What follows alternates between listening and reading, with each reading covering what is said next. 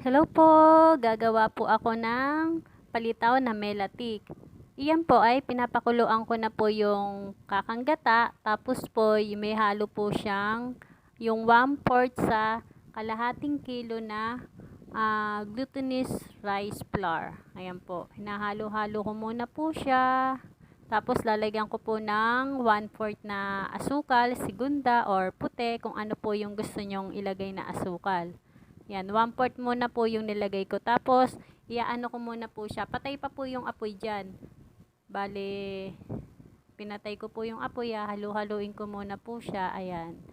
At pagka nahalo na po siya, yung tunaw na po yung kanyang yung kanyang glutinous rice flour, saka yung asukal, ilalagay ko na po yung palitaw pag kumulo po. Yung palitaw po na yan, bale, ginawa ko na po siya. Bale, nagpakulo lang po ako ng tubig. Tapos, minasa-masa ko po siya.